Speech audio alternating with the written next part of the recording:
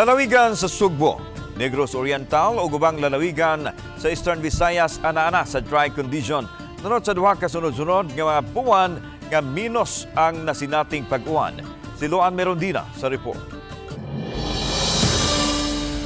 Bisan pa man sa nasinating pag-uwan-uwan ning unang simana sa buwan sa Pebrero, apan anaa pa lang sa 25.1 mm ang gidaghanon sa tubig uwan nga nabubo sa Sugbo karong buwana. Ang maong sukod matod sa Pag-asa, gihulagway nilang way below normal rainfall amount. Kung hilabihan ka menos, itandi sa naandang gidaghanon sa tubig uwan matag Pebrero.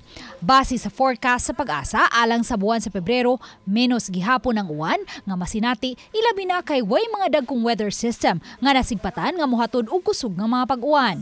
Sa pagkakaron, easterlies ang nakaapekto sa dakong bahin sa nasod ilabi na sa Kabisayan. Central ug Eastern Visayas or whole part of Visayas expected nato today until this weekend is generally fair weather. So fair weather na agihapon na isolated rain showers ug kining localized thunderstorms.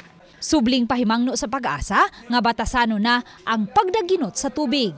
Base sa rainfall monitoring sa Pag-asa, ang Sugbo, Negros Oriental, Eastern Samar, Samar ug Leyte ang lakip sa mga dapit nga anaa karon sa dry condition.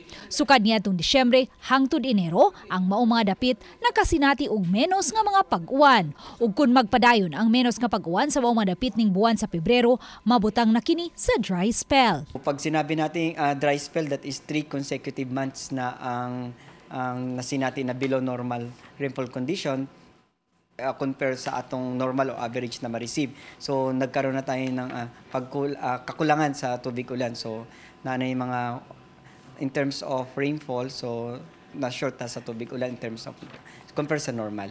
Sa Lapu-Lapu City sa pagkakaron, wala pa'y nasinating daotang epekto ang El Nino ilabi na sa mga nanginabuhi sa pagpanagat. Ganahan sila nga na magwan-uhan kay ni season ang ilang lato. Ni Kanug Mayo. Ni boom ang ilang production sa ilang lato. Ang diri sa isla, karon pa sila murag nakakadamtam og ginaw sa buwan, sitwasyon sa dagat kaysa katong nagsigon uwan nga nagdaghangin. Hinuon ang dakbayan, mag-umol og El Nino Task Force ilabi na kay gipanglantawan sa Pag-asa nga mulungtad pa ang strong El Nino hangtod sa buwan sa Mayo.